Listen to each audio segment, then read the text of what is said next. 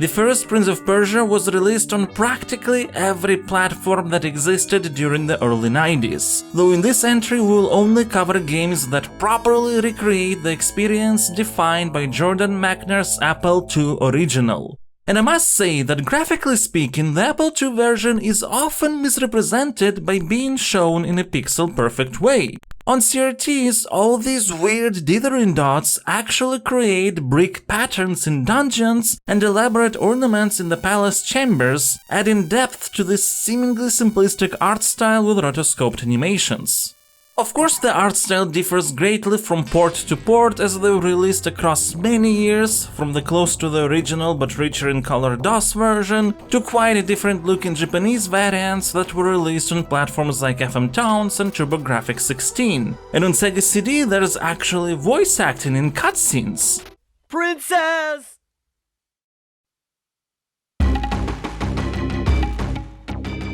Leave us alone! It is Master Jaffa's orders. What? We must arrest him. Him? He didn't do anything wrong. Master Jaffa will explain later. Please return to your private quarters. He didn't do anything wrong. Stop it! Let him go! Princess! Not good voice acting, but it's there.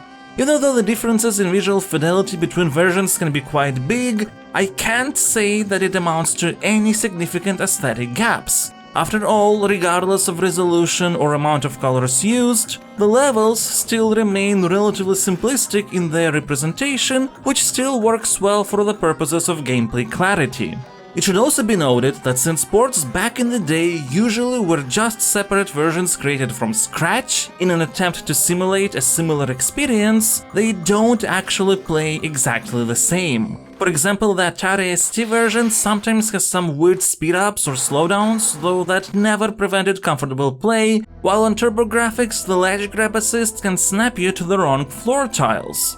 Stuff like that can be annoying, but since even in the original version the handling of input could sometimes be wonky, I figured every platform listed in this entry sort of balances itself out to overall similar experiences anyway.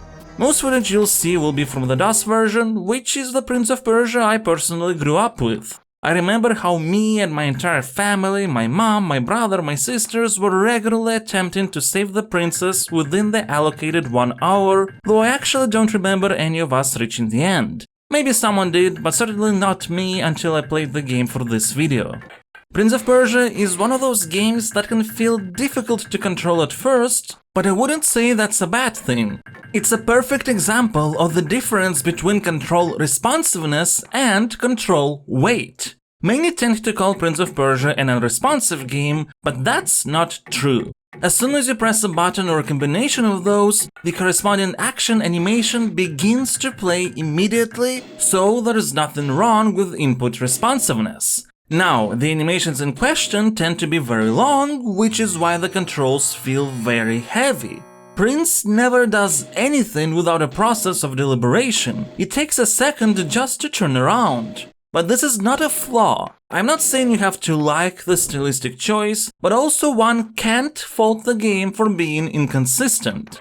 The heaviness applies to pretty much everything, with the game's levels and obstacles built entirely around this style of character controls. Which means it's an aspect that you can master, and just like the prince applies deliberation to his animations, you instinctively become much more deliberate with what buttons you press and when.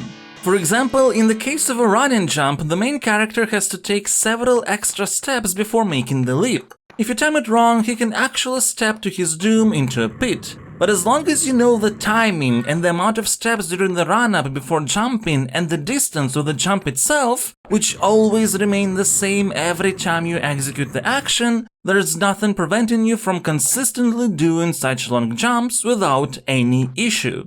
Except when the input wonkiness I've mentioned kicks in. It is rare, but sometimes the game just doesn't properly process the order of your inputs, which can lead to your death. And while it is frustrating, it should be noted that the 12 levels of Prince of Persia are actually not that big. You might die often when going through each the first time, be it because of traps or guards or poor jumps, but it doesn't take long to retrace your steps from the beginning of the level. More than that, as you replay levels and get to learn them more, you find more effective routes and shortcuts that will help you save precious time as well as perhaps not take as many risks.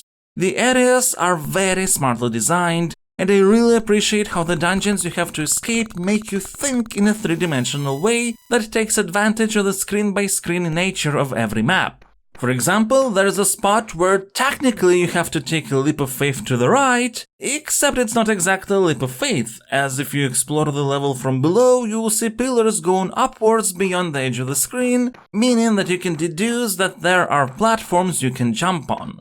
And again, because the levels are not big, you don't feel like you're being overwhelmed by a constant barrage of labyrinths. Every area is pretty self-contained. So it's very satisfying to discover the various pathways, both mandatory and secret, and it's reasonable precisely because of the deliberate nature of controls. Even though you have a time limit, you don't actually try to be as fast as Sonic, you look around to understand the space and how to navigate around it.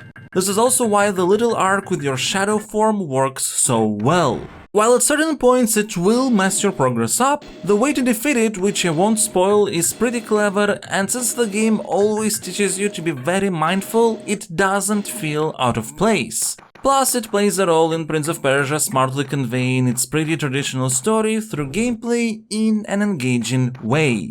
All this is why it's regrettable that the combat never really reaches that level of quality.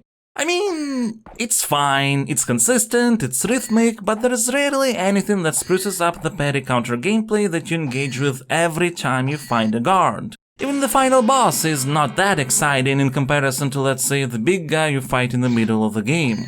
Still, the very first Prince of Persia gets a Stasocritic rating of 76. It's not perfect, but there's a reason it's a classic. A simple yet compelling heroic adventure with cinematic qualities that's smartly built around a very deliberate and precise type of gameplay at which you get better every time you replay a level. If this is your cup of tea, there is no reason not to try the game if you haven't already.